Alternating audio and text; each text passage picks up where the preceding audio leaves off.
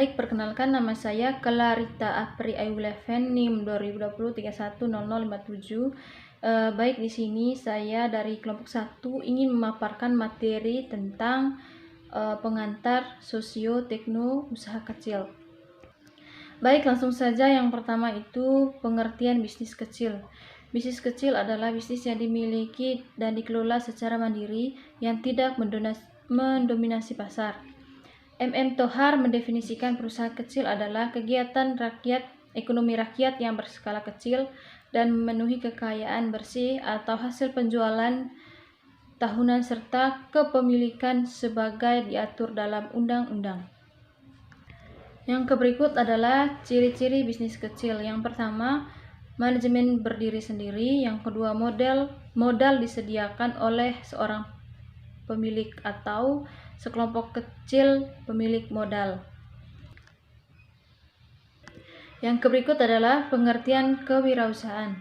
Kewirausahaan dalam bahasa Inggris adalah entrepreneurship, adalah suatu proses mengidentifikasi, mengembangkan, dan membawa visi ke depan, berupa ide inovatif, melihat peluang dan cara mendapatkan dan yang lebih dalam melakukan sesuatu hal. Yang berikut, peranan bisnis kecil dalam perekonomian. Ada 3 peranan bisnis kecil dalam perekonomian. Yang pertama, penciptaan lapangan kerja. Yang kedua, inovasi. Yang ketiga, pentingnya bagi bisnis-bisnis besar. Yang berikut, peranan kewirausahaan dalam perekonomian. Dalam perekonomian, peranan kewirausahaan ada 2, yaitu mampu meningkatkan pertumbuhan ekonomi. Yang kedua, mampu menciptakan lapangan kerja. Baik, untuk materi selanjutnya saya persilakan untuk teman saya untuk menjelaskan. Baik, terima kasih. Perkenalkan, nama saya Joni, NIM 2020310065. Di sini saya akan melanjutkan penjelasan dari teman saya yang sebelumnya. Yang pertama, saya akan menjelaskan mengenai karakteristik bisnis kecil. Yang pertama, sistem pembukuan yang relatif sederhana dan cenderung tidak mengikuti kaidah administrasi pembukuan standar. Kemudian yang kedua, margin yang cenderung tipis mengingat persaingan yang sangat tinggi. Kemudian yang ketiga, modal yang terbatas. Kemudian yang keempat, pengalaman manajerial dalam mengelola perusahaan yang masih terbatas. Kemudian yang kelima, skala ekonomi yang terlalu kecil sehingga sulit mengharapkan ditekannya biaya mencapai titik efisiensi jangka panjang. Kemudian yang keenam, kemampuan pemasaran dan negosiasi serta diversifikasi pasar yang sangat terbatas. Kemudian yang ketujuh, kemampuan untuk memperoleh sumber dana dari pasar modal rendah. Kemudian mengingat keterbatasan dalam sistem administrasinya. Kemudian bagian yang kedua, yaitu karakteristik kewirausahaan. Yang pertama, berani mengambil resiko. Kemudian yang kedua, selalu mencari peluang. Kemudian yang ketiga, memiliki jiwa kepemimpinan. Kemudian yang keempat, memiliki kemampuan manajerial. Kemudian yang kelima, memiliki keterampilan personal. Perbedaan bisnis kecil dengan kewirausahaan.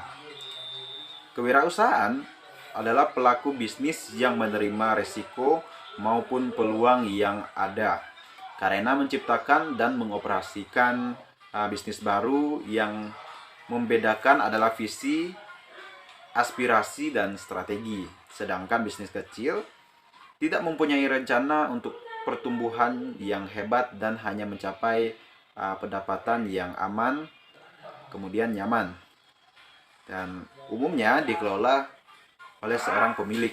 Kemudian struktur organisasi yang sederhana.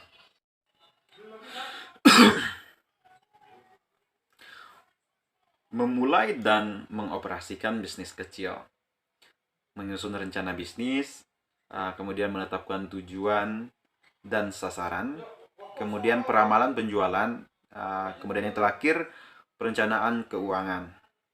Mungkin hanya itu yang dapat saya jelaskan, selebihnya teman saya yang akan lanjutkan.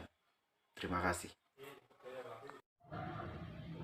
Baiklah, perkenalkan nama saya Trina Dia Utami, NPM 2022-317006. Di sini saya akan melanjutkan presentasi pengantar sosiotekno bisnis usaha kecil. Di sini saya akan membahas kegagalan dan keberhasilan bisnis kecil. Sebab-sebab kegagalan bisnis kecil. Yang pertama yaitu tidak mampu mengelola bisnis. Tentu hal ini sangat wajar menjadi suatu kegagalan dalam bisnis, dikarenakan ketika suatu pemilik bisnis kecil tidak mampu mengelola bisnisnya, maka bisnis tersebut akan mengalami banyak kendala.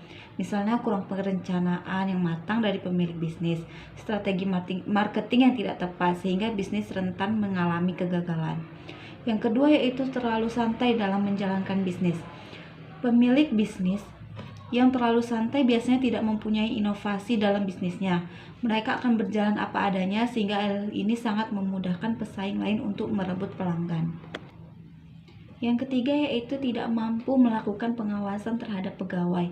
Dan yang keempat, modal sangat kecil sehingga menjadi serba sulit. Tentunya ketika melakukan bisnis, kita harus sudah mempunyai modal yang banyak serta menyiapkan dana tak terduga untuk segala resiko yang mendatang. Jika kita tidak cukup modal, tentunya kita tidak akan bisa menghandle resiko untuk kedepannya, serta akan sulit untuk menemukan inovasi baru pada produk kita dikarenakan minim biaya tersebut. Selanjutnya itu faktor yang mendorong keberhasilan bisnis kecil. Yang pertama ada usaha kerja keras. Yang kedua yaitu produk yang dijual memang sangat dibutuhkan oleh masyarakat sekelilingnya. Yang ketiga pemilik adalah seorang pemimpin. Yang keempat adalah ada faktor keberuntungan, yaitu adanya titik temu antara berdoa dan berusaha. Baiklah, selanjutnya saya akan membahas mengenai faktor kegagalan dalam wirausaha. Ada beberapa faktor yang menyebabkan wirausaha gagal dalam menjalankan usaha barunya. Yang pertama yaitu tidak kompeten dan manajerial. Tidak kompeten atau tidak memiliki kemampuan dan pengetahuan mengelola usaha merupakan faktor penyebab utama yang membuat perusahaan kurang berhasil. Yang kedua yaitu kurang berpengalaman, baik dalam kemampuan mengkoordinasikan, keterampilan mengelola sumber daya manusia, maupun kemampuan mengintegrasikan operasi perusahaan. Yang ketiga yaitu kurang dapat mengendalikan keuangan. Agar perusahaan dapat berhasil dengan baik, faktor yang paling utama dalam keuangan adalah memelihara aliran kas, mengatur pengeluaran dan penerimaan secara cermat. Kekeliruan memelihara aliran kas menyebabkan operasional perusahaan dan mengakibatkan perusahaan tidak lancar. Yang keempat yaitu gagal dalam perencanaan. Perencanaan merupakan titik awal dari suatu kegiatan.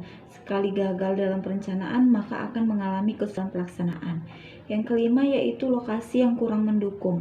Lokasi usaha yang strategis merupakan faktor yang menentukan keberhasilan usaha.